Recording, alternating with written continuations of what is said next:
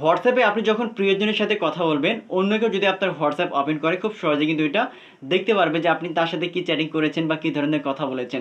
But আপনি যদি একটা সেটিংস করে রাখেন তাহলে আপনার প্রিয়জনের আইডি কিন্তু সম্পূর্ণভাবে হাইড থাকবে, তার সাথে লুকিয়ে আপনি হোয়াটসঅ্যাপে চ্যাটিং করতে পারবেন, কথা বলতে পারবেন। অন্য কেউ আপনার হোয়াটসঅ্যাপ ওপেন করে দেখার ট্রাই করলে কিন্তু কিচ্ছু দেখতে পারবে না, বুঝতে পারবে না, শুধুমাত্র আপনি জানবেন। তো কীভাবে সেটিংসটা করবেন চলুন আমি দেখে দিচ্ছি। ভিডিওটি অনেক ইম্পর্টেন্ট, টাইম মেনে শেয়ার করে রাখুন, যে কোনো সময় কাজে রাখতে পারি। তো ফার্স্টে আপনি হোয়াটসঅ্যাপ ওপেন করবেন, এরপরে আপনার প্রিয়জনের যে আইডি থাকবে এটার উপরে আপনি চাপ দিয়ে ধরবেন, দেন উপরের দিকে ডান কর্নারে থ্রি ডটে ক্লিক করবেন, এরপরে লক চ্যাট লিখে থাকবে, আপনি এখানে ক্লিক করবেন। তারপরে এখানে কন্টিনিউ লেখা থাকবে, কন্টিনিউ ক্লিক করবেন।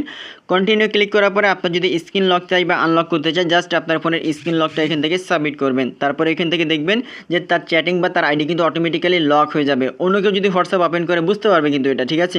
সো এটা আবার হাইড করার জন্য আপনি জাস্ট এখানে ক্লিক করবেন, তারপরে আবার আপনার ফোনে স্ক্রিন লকটা আনলক করবেন, এরপরে তার আইডি এভাবে ওপেন হবে। এবার দেখতে পাচ্ছেন লক চ্যাট লেখা আছে।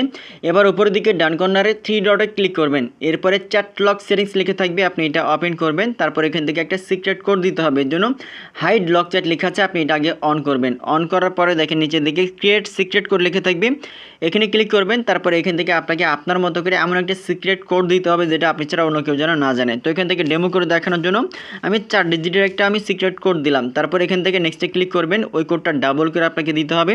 তো এখান থেকে আবার আমি কোডটা সাবমিট করলাম, সাবমিট করার পরে ডনে ক্লিক করবেন। এবার ইন্টারেস্টিং একটা বিষয় কি জানেন, দেখেন এখান থেকে আমি একটু ব্যাক করি, ব্যাক করার পরে তার আইডি কিন্তু এখান থেকে অটোমেটিক হাইড হয়ে যাবে। অন্য কেউ যদি 1000বার আপনার হোয়াটসঅ্যাপ ওপেন করে দেখার ট্রাই করে কেউ কিন্তু কিচ্ছু বুঝতে পারবে না, শুধুমাত্র আপনি দেখতে পারবেন। বাট কীভাবে দেখার জন্য এখানে যে হোয়াটসঅ্যাপ ওপেন করার পরে যে সার্চ বার রয়েছে, সার্চ বার ওপেন করবেন, এরপরে ওই সিক্রেট কোড যেটা দিয়েছিলেন ওই সিক্রেট কোড লিখে এখানে আপনি সার্চ করবেন, ঠিক আছে।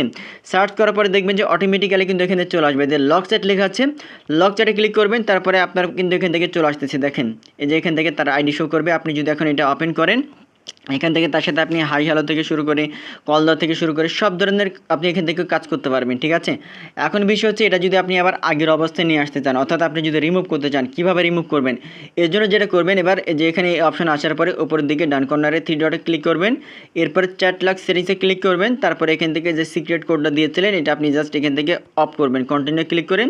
তারপর সিক্রেট কোড লিখে থাকবে, এটাও আপনি এখান থেকে জাস্ট নিচের দিকে অফ লেখা আছে টার্ন অফে ক্লিক করবেন, তাহলে বন্ধ হয়ে যাবে।